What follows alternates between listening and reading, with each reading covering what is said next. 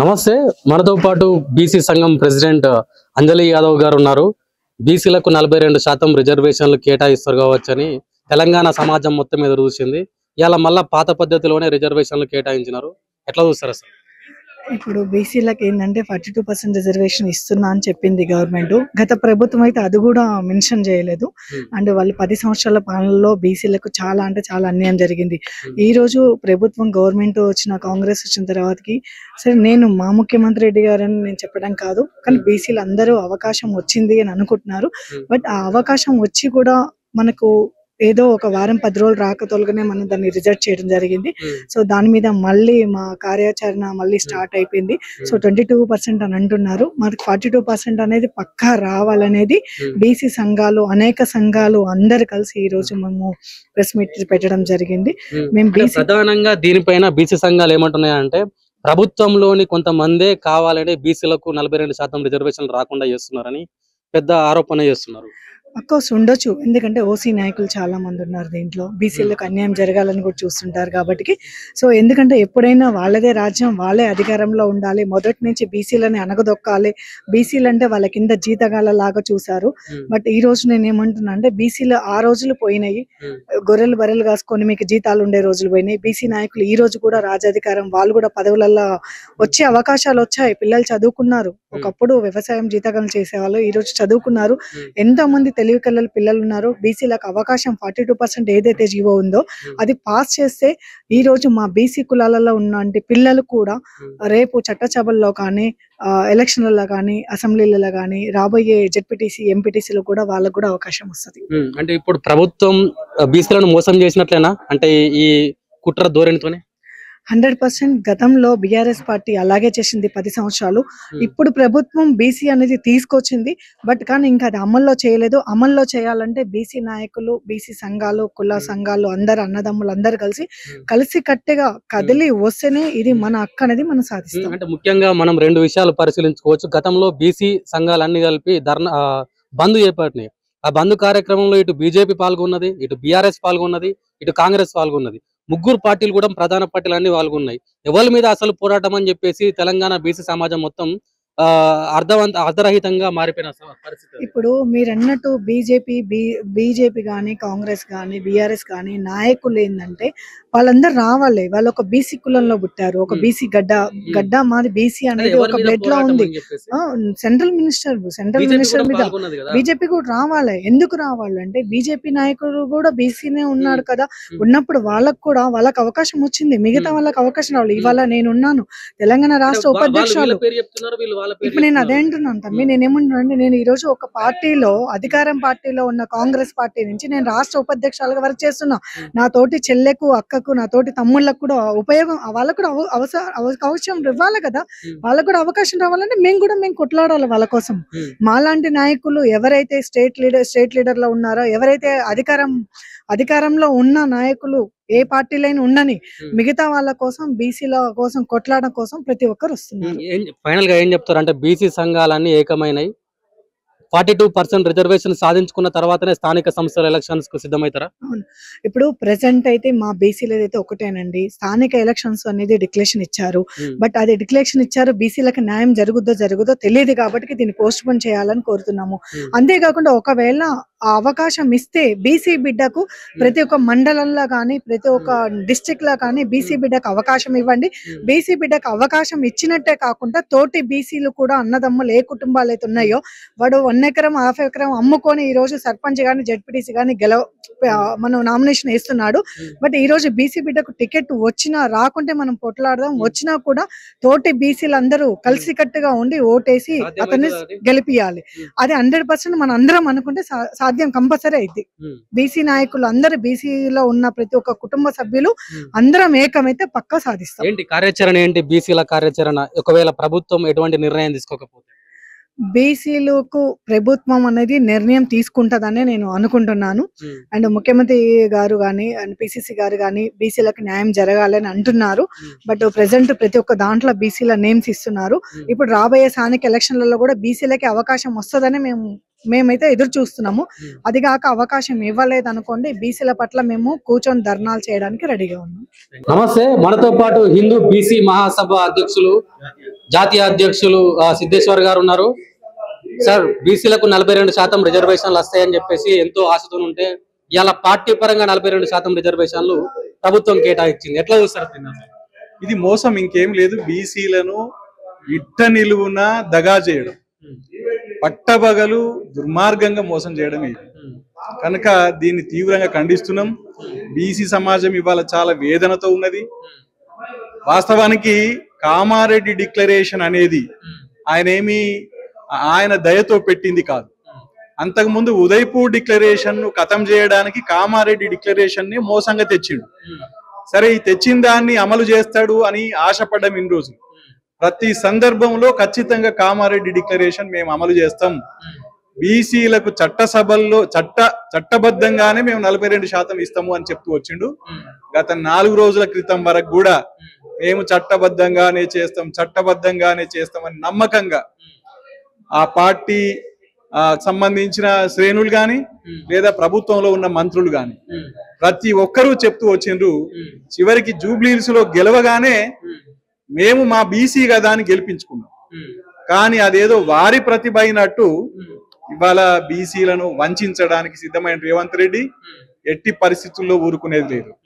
ఇది ఇవాళ గ్రామ స్థాయిలో ఎన్నికలు, గ్రామాలలో గెలిచిన వాళ్ళే రేపు ఎంపీటీసీలు, జెడ్పీటీసీలు, ఎంపీలు, ఎమ్మెల్యేలు, ప్రధానమంత్రులు, ముఖ్యమంత్రులు కూడా అవుతారు. కాబట్టి ఇలా గ్రామ స్థాయిలోనే రాజకీయంగా బీసీని హత్య చేసే ప్రోగ్రాం కాంగ్రెస్ పార్టీ తీసుకున్నది. ప్రధానంగా ఇక్కడ జీవో రిలీజ్ చేశారు, దానిపైన కోర్టులో నడుస్తున్నది. కోర్టులో నడుస్తుండగానే మళ్ళీ కొత్త జీవో తీసుకురావడం, ఇదంతా ఏందన్నట్లు ప్రతి సందర్భంలో మోసమే. బిల్లులు పెట్టి ఢిల్లీకి పంపి దాని మీద అంటే పక్కదారి పట్టించే కార్యక్రమాలు. అసలు లెక్కలప్పుడు లెక్కలు కూడా దొంగ లెక్కలు చేయడం. ఆ లెక్కలు చేయమని మేము మొదటిసారిగా నిరాహార దీక్ష చేసినాం 12 రోజులు ఇక్కడ. తర్వాత ఢిల్లీలో కూడా నిరాహార దీక్షలు చేసినాం. ఈయన పెట్టిన బిల్లులను ఆమోదించాలి, 9వ షెడ్యూల్లో పెట్టాలని ఢిల్లీలో నిరాహార దీక్ష చేసినాం. ఈయన తరఫున మేము పోరాటం చేసినాం. అయినా మమ్మల్ని ఢిల్లీలో తెలంగాణ భవన్ నుంచి బయటికి నెట్టేసిన పరిస్థితి ఉన్నది వీళ్ళు. కనుక ప్రతి సందర్భంలో రేవంత్ రెడ్డి ప్రభుత్వము మమ్మల్ని మోసం చేస్తుంది. మేము నమ్మి వెనకాల పోయినాం. మన జూబ్లీహిల్స్ లో మా బీసీ కాబట్టి అని మేము గెలిపించుకున్నాం. కానీ ఇట్లా మోసం చేయడానికి దుర్మార్గం ఖండిస్తున్నాం. వాళ్ళు పార్టీ తరఫున నిలబెట్టడం అనేది జరిగితే వాళ్ళ పార్టీ తరఫునే ఒక బీసీ నిలబెట్టి అనుకుందాం, ఇంకో పార్టీ రెడ్డి నిలబడుతుంది. పోనీ అది కూడా పోనిద్దాం. వీళ్ళ పార్టీ తరఫునే ఒక బీసీ నిలబడతాడు, ఒక రెబల్ క్యాండిడేట్ గా రెడ్డి నిలబడతాడు. ఖచ్చితంగా రెడ్డిని గెలిపించుకునే ప్రయత్నం చేస్తారు. గతంలో మల్లన్న చెప్తాడు, చాలా మంది మనోళ్ళు 55% దాటిండ్రు బీసీలు సర్పంచులు కానీ ఇవాళ జిజ్జుకు వచ్చిన తర్వాత బీసీలను ఓడించడానికి వాళ్ళ సమస్త శక్తుల్ని కేంద్రీకరించుకొని బీసీల్ని మోసగించడం, ఓడించడం అనే ప్రోగ్రాం పెట్టుకున్నారు. కనుక బీసీల్ని గెలిపించడానికి హిందూ బీసీ మహాసభ మేము ఇవాళ తెలంగాణ పల్లెల్లో, అంటే తెలంగాణ ఉద్యమంలో ఎట్లయితే దీక్షలు జరిగినాయో, రిలే దీక్షలు, ఆమరణ దీక్షలు జరిగినాయో, ఈ 20 రోజులు ఒక మహాభారత యుద్ధం లాగా మనం భావించుకోవాల్సిందే. యుద్ధం ప్రధానంగా బీసీలలో చైతన్యం వచ్చిందని మీలాంటి బీసీ నాయకులు చెప్తున్నారు. బీసీలు అన్ని విధాలుగా ముందటికి వస్తున్నారని చెప్తున్నారు. ఎందుకు ఈ విషయంలో బీసీలు ప్రభుత్వం మీద ఒత్తిడి తీసుకురావడంలో ఫెయిల్ అని చెప్పుకోవచ్చు? ప్రభుత్వం మీద ఒత్తిడి చేయడానికి అనేక కార్యక్రమాలు చేసినాం. బీసీలు బంద్ ప్రకటించారు, బాగా సక్సెస్ అయింది కదా. అందుకని ప్రభుత్వం మోసం తెలుసుకున్నప్పుడు మా చేతులు ఉండే ఆయుధం మాకున్నది. ఎట్లా ఊరూర మేము దీక్షలు, ఆమరణ దీక్షలతోటి రేపు ఆయన వేసే ఎత్తుగడల్ని విఫలం చేస్తాం, బీసీలకు విజయం చేకూరుస్తాం.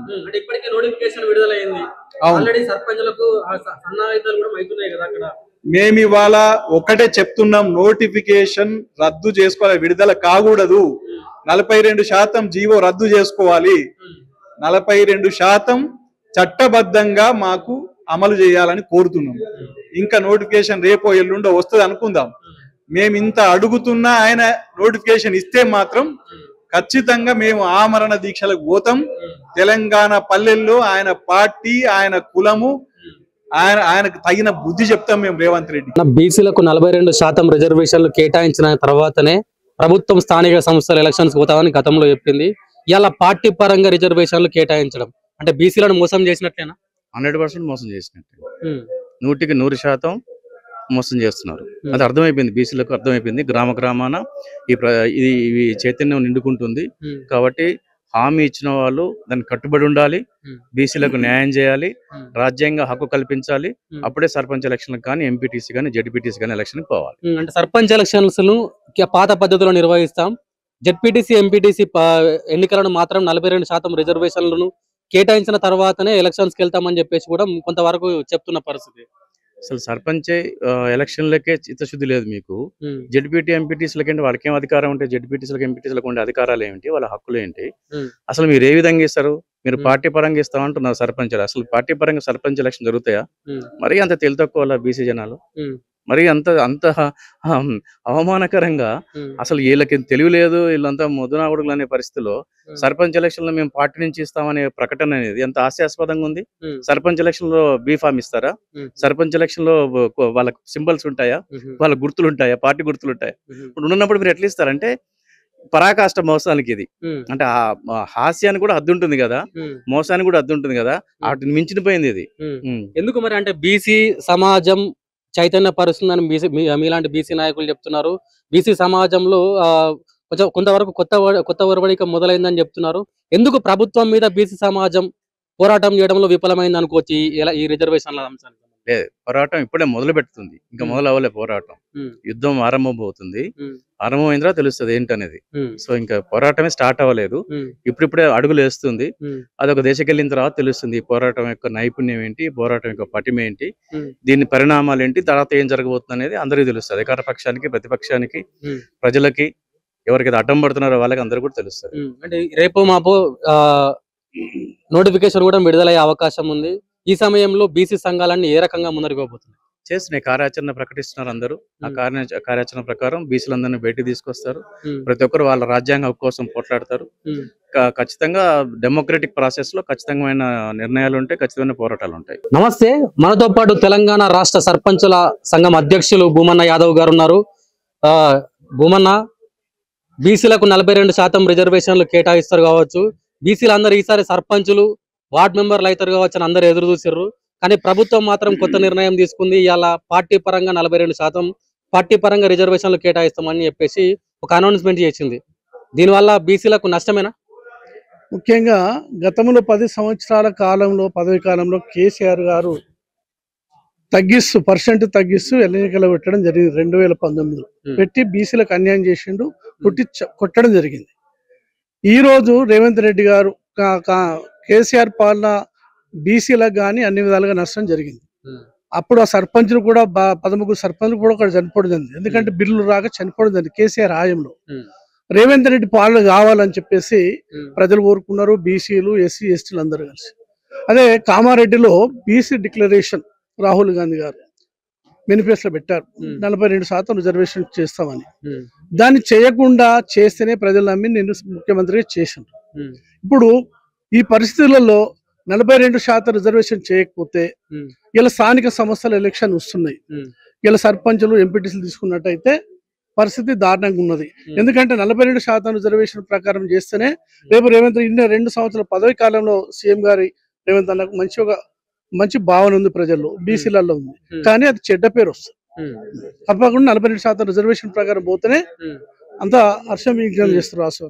అంటే ఇప్పుడు రిలీజ్ అయిన సర్పంచ్ ఎన్నికలకు సంబంధించిన రిజర్వేషన్ కానివ్వండి, వార్డు మెంబర్లకు సంబంధించిన రిజర్వేషన్ కానివ్వండి, అంటే మీరు ఒక సర్పంచ్ సంఘం అధ్యక్షులుగా మీరు చూసే ఉంటారు, ఎట్లా వచ్చింది అసలు ఈ రిజర్వేషన్? బీసీలకు అనుగుణంగా వచ్చిందా, బీసీలకు వ్యతిరేకంగా వచ్చిందా? ఇప్పుడు రాష్ట్ర వ్యాప్తంగా తీసుకుంటే దాదాపు 12,703 సర్పంచులు, 1,12,000 చిల్లర వార్డు సభ్యులు ఉన్నారు రాష్ట్ర వ్యాప్తంగా. ఎక్కడ చూసినా నాకు నిన్నటి నుంచి ఫోన్లు వస్తున్నాయి రాష్ట్ర అన్ని జిల్లాల నుంచి. ఇలా ఎక్కువ శాతం 50% బీసీలు ఉన్నప్పటికీ కూడా బీసీ రిజర్వేషన్ రాలే. జనరల్ సీట్లు వచ్చినాయి, ఎస్సీ వచ్చింది, ఎస్టీ వచ్చింది, కానీ బీసీలకు అనేది జరుగుతుంది. ఈ తప్పుల తడక మరి నేను ఒకటే అడుగుతున్నా ముఖ్య సీఎం గారిని, అన్న ఇది ఒక అధికారుల నిర్లక్ష్యమా, అధికారులు తప్పుతో పట్టిస్తున్నా, అధికారులు లెక్కలు తప్ప, లేకపోతే మీ ఆదేశాలా అని అడుగుతున్నా. ఎందుకంటే దీని వలన బీసీలకు అన్యాయం జరుగుతుంది. ఇలా కమస్కం మాకు చట్టసభలు లేకున్నా వీళ్ళకు స్థానిక సంస్థలు ఒక వార్డు సభ్యునిగా ఒక సర్పంచ్ అనే అవకాశం కల్పించమంటున్నాం. ఈ రిజర్వేషన్ వల్ల బీసీలకు అన్యాయం జరుగుతుంది. ఒక గ్రామ పంచాయతీలో ఒక వార్డులకు కూడా అదే పరిస్థితి. మండల గ్రామ పంచాయతీలు తీసుకుంటే గతంలో ఒక మండలంలో 5 బీసీలు ఉంటే దాన్ని తగ్గించారు. బీసీలు పెరుగుతున్నారా తగ్గుతారా? ఇప్పుడు 5 గ్రామ పంచాయతీలు గతంలో 2019లో రిజర్వేషన్ అయింది బీసీకి అనుగుణంగా. ఇప్పుడు 3 అయినాయి, 2 తగ్గినట్టే కదా. ఇదంతా ఏంది తప్పుల తడకనే, కావాలని చేస్తున్నట్టే కనబడుతుంది. మీరు ఎవరికి చేస్తున్నారు? అగ్రకులాలకే వర్తించున్నట్టే కనబడుతుంది పరిస్థితి. బీసీలకు అన్యాయం చేసిన వాళ్ళు అవుతారు కదా. ఇలా సమాధి చేసాం కేసీఆర్ ను, అక్కడ బొంద పెట్టిన అందరు కలిసి. మరి మీ పరిస్థితి మీరు మీ పాలన బ్రహ్మాండంగా 2 సంవత్సరాలు నడుస్తుంది. మీరు బీసీల తరపున రిజర్వేషన్ సవరణ చేయాలా? మీరు ఏదైతే 46 జీవో తెచ్చారో అది రద్దు చేయవలసిందే. బీసీలకు న్యాయం చేయాలంటే 42% రిజర్వేషన్ పోవాలా?